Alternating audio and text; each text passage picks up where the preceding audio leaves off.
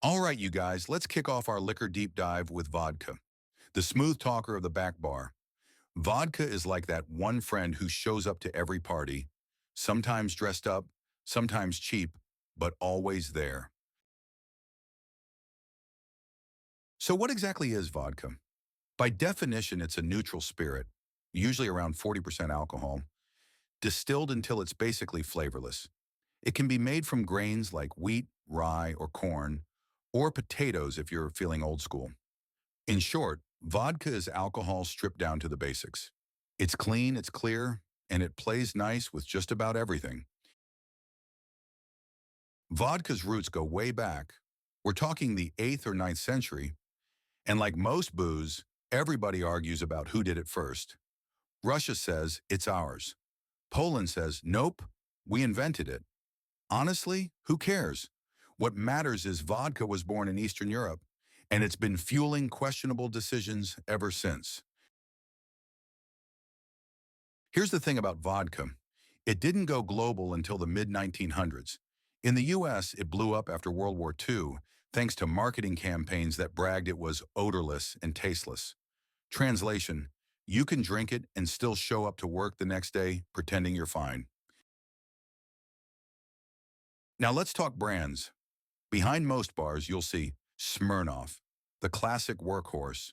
Cheap, reliable, does the job. Absolute, the 80s marketing darling, known for its artsy ads. Tito's, America's craft vodka, corn-based, gluten-free, and beloved by millennials. Grey Goose, premium French vodka, fancy enough to make people feel important. Belvedere, Poland's upscale entry, smooth and classy, so whether someone orders well vodka or wants to flex with top shelf, you'll know what to grab. And that's vodka. Clean, versatile, and always ready to mix. Whether it's in a martini, a Bloody Mary, or just splashed with soda, vodka's the backbone of half your cocktail menu. Learn the brands, pour it smooth, and remember, vodka may not have much flavor, but it sure has history. Gin is basically vodka with personality. It starts out as a neutral spirit, then it's flavored with juniper berries and other botanicals. Juniper gives it that piney kick, while extras like coriander, citrus peel, or even cucumber give each brand its own signature twist. So if vodka is the blank canvas, gin is the painting. Gin's roots trace back to Holland in the 1600s with a drink called Genever. The Dutch used it for medicinal purposes because apparently everything was medicine back then if it had alcohol in it. British soldiers tried it, loved it, and brought it back home. That kicked off the infamous London gin craze, where everyone was drinking so much gin, the city practically ran on juniper fumes. Over time, gin went from street-level cheap booze to a refined classic. By the 19th century, gin and tonics were the drink of choice for British officers in India, mostly because the tonic water had quinine to fight malaria. Imagine that. Doctor's orders, better have another round. Today, gin is all about balance, crisp, herbal, and versatile in cocktails. Now let's talk brands. Behind most bars, you'll see Beefeater, the classic London dry, reliable and bold. Tanqueray, smooth, juniper heavy, the bartender's standard. Bombay Sapphire comes in the pretty blue bottle, lighter and floral. Hendrix, known for cucumber and rose botanicals, the hipster's gin. Plymouth, softer, slightly sweeter, with a long history. From well pours to top shelf, gin's got range, and you'll want to know which bottle matches which cocktail. And that's gin. Crisp, botanical, and unapologetically pine-forward. Whether it's in a martini, a Negroni, or a simple gin and tonic, gin brings character to the glass. Learn your brands, respect the juniper, and remember, gin might not be everyone's best friend, but for the people who love it, nothing else comes close. Rum is liquid sugarcane magic. Distilled from either fresh sugarcane juice or molasses, it's naturally sweeter than most spirits. Light rum, That's your go-to for mixing. Clean, crisp, and plays nice in cocktails. Gold rum, a little aged, a little deeper, gives drinks more body. Dark rum, bold, rich, full of caramel and spice, great for sipping or tiki drinks. And spiced rum, that's the party version, loaded up with flavors like vanilla, cinnamon, or nutmeg. Basically, rum has a style for everyone, from beach bums to fine sippers. Rum was born in the Caribbean back in the 1600s. Colonists figured out the molasses left over from sugar production could be fermented and distilled. And boom, rum was born. Sailors and pirates spread it across the seas, making rum the drink of choice for anyone living a life of questionable decisions on the water. By the 1700s, rum was fueling taverns, trade, and plenty of trouble. Fast forward a few centuries, and rum became the backbone of tropical cocktails. Think daiquiris, mojitos, piña coladas, and mai tais. Basically, if the drink has an umbrella in it, odds are rum is the star of the show.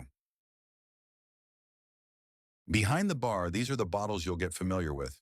Bacardi, the world's most famous light rum, smooth and easy. Captain Morgan, the spiced rum king, mascot included. Malibu, coconut-flavored rum that screams beach party. Mount Gay, one of the oldest rum brands in the world. Appleton Estate, Jamaican rum, bold and full of character. Diplomatico, premium Venezuelan rum, rich and complex. From well pours to high-end sippers, rum has you covered. And that's rum, sweet, versatile, and always ready for a good time. Whether it's in a mojito, blended into a piña colada, or just splashed with Coke, rum brings the island vibes. Just remember, pirates may have built their legend on rum, but bartenders keep their jobs by pouring it right. All right, legends, time to talk about tequila.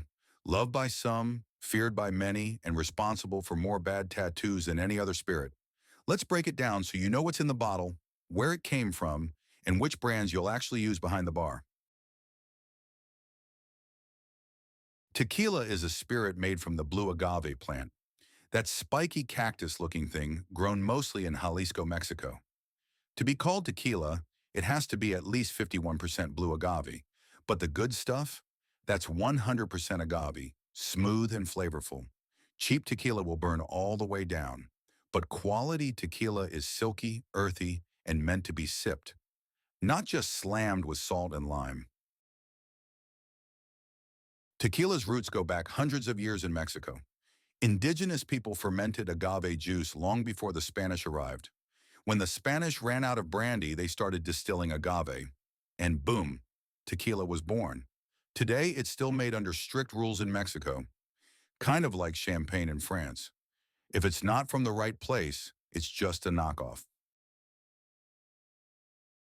Tequila used to be seen as a rough, party-only drink, but in the 20th century, brands started pushing tequila cocktails.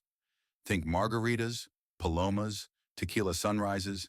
Then premium brands showed up, and suddenly tequila was sipping worthy.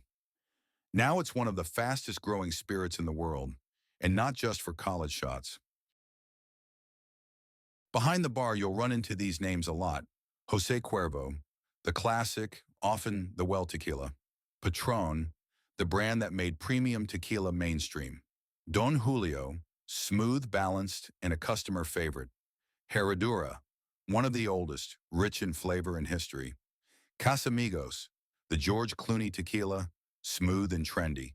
From shots to top-shelf sippers, you'll use all of these. Now let's talk about tequila's five main types, because not all tequila is created equal. Blanco, silver, clear, unaged, bottled straight after distillation. Crisp, fresh, and all agave. Perfect for margaritas, palomas, or a quick shot when life calls for it. Gold, Joven, a mix of aged and unaged tequila, sometimes sweetened or colored for that golden hue. Smoother, sweeter, and often used as your go-to well tequila. Reposado, aged at least 2 months but less than a year in oak. Soft, golden, and slightly oaky. Perfect balance between the bite of Blanco and the smoothness of aged tequila. Añejo, aged 1 to 3 years in oak barrels.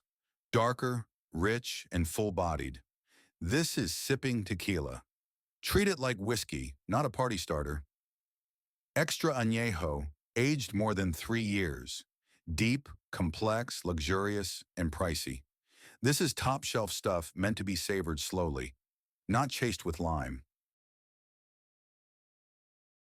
And that's tequila, Mexico's gift to the world, made from blue agave and best enjoyed with respect. Whether it's a margarita, a paloma, or a carefully poured añejo, tequila deserves more than just a salt and lime chaser. Treat it right, and it'll be your best friend. Treat it wrong, and well, let's just say you'll remember it in the morning.